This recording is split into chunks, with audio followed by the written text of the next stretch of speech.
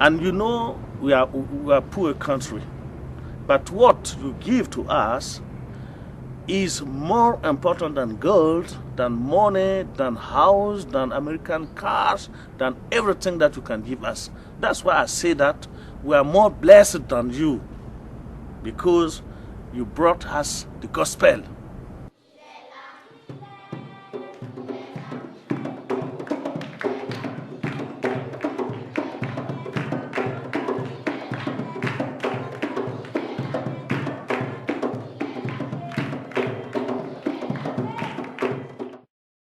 Burkina Faso, a landlocked country in West Africa, is largely unknown outside the region. Formerly known as the Republic of Upper Volta, independence from France was achieved in 1960 and renamed Burkina Faso in 1984. About the size of the state of Colorado, it has a population near 14 million, with its capital, Ouagadougou, densely populated with over 1 million people. With an average income of just over $400 per year, Burkina Faso ranks as one of the poorest countries in Africa. Relying heavily on agriculture for food and income, the people of Burkina Faso are dependent on a good rainy season. Its hot climate is punctuated by pronounced wet and dry seasons. Average daytime temperatures range from 90 to 120 degrees Fahrenheit. Average rainfall ranges from 40 inches in the south to just 10 inches in the northern part of the country, which borders the Sahara Desert, most of that rain occurring in a few short months. Made up of 63 ethnic groups and multiple religions, the Mossi people make up half of the population. Although originally resisted by the early Mossi rulers, Islam now dominates, with over 50% of the people converts to Islam. Christianity, a fairly recent entry, is now the fastest growing faith in Burkina Faso. Jerry and Jan Swanson have been missionaries to Burkina Faso since 1983. The first time I went, I didn't think I'd ever go back, Funny how the Lord will always pull you back to what He wants you to do. And when I did go back, I went to a certain area called the Saponi area. And I decided to get the 50 pastors or so in that area together and just to pray with them before I left and minister to those 50 pastors. I gave them each $50, which is a big thing. And hey, I couldn't do anything else. I was one person, I felt like. But I wanted to be able to pray for them effectively, so I asked them in a group, well, what's the biggest thing that you have in your heart that you want, And that's, all of them would say the same thing. They wouldn't say a bicycle. They wouldn't say, gee, we want something for ourselves. We need, a scooter. We need food, or anything. They all said, we need roofs. We need roofs for our church.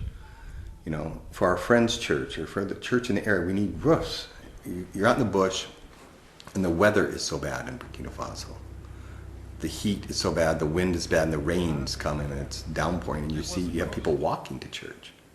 So they can put a covering on a church building that they've built out of brick themselves, but they have no money, so they usually make it out of straw.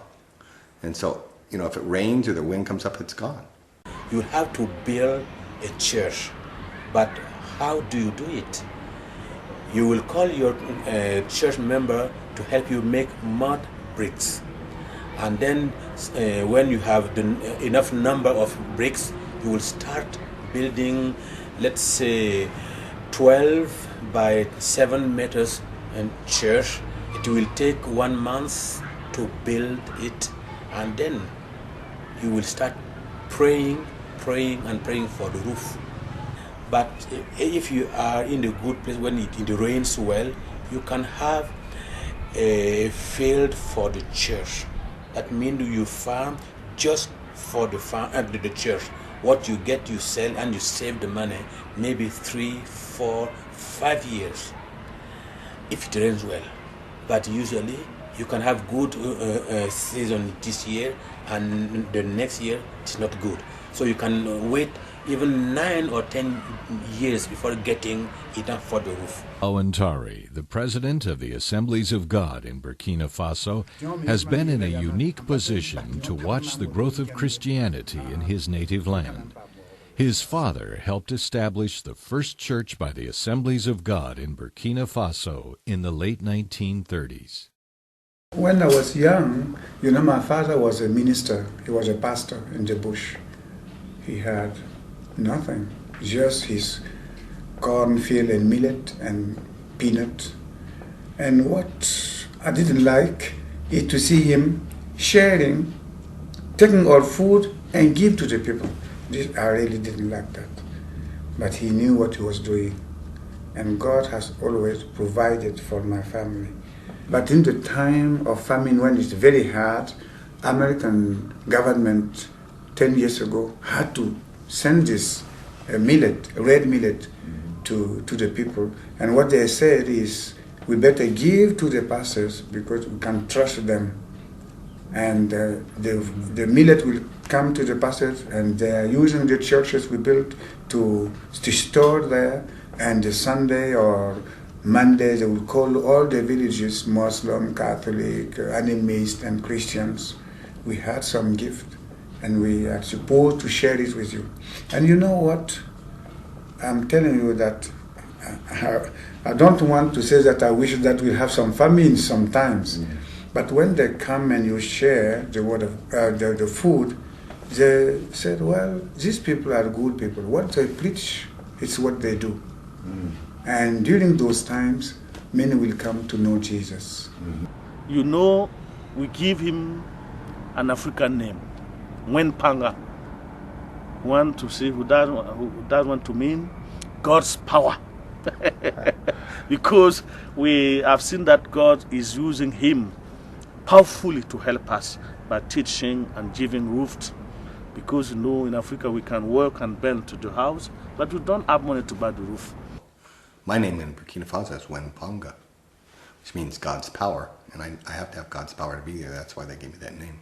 It's amazing that the Lord lets us do that, It's really humbling to go along and you see a church out in the bush and they've waited for a year, 2 years, or 3 years, waited and prayed all the time for a roof.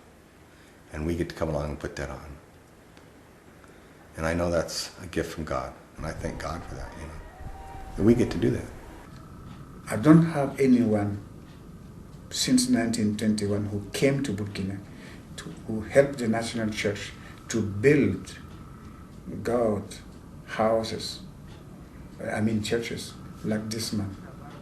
I am wordless to say the impact that this man made for the National Church. I guess the last thing I want to say is I really appreciate people praying for us. We need that. That's what we need the most. I won't go over there without people praying for us. We've always needed a lot of prayer support. Let us work together. Let us build the kingdom of God together. So is the opportunity for me to thank American Mission, to thank Jude Swanson, his wife, and all the churches in America, and all the people in America who support for putting roof here in Burkina Faso. Some of you will never see Africa, but will see each other in paradise. And God will show you all the Burkina Faso churches. Oh, it's so much that you help, you support. So I'm going to go as long as the Lord has me go.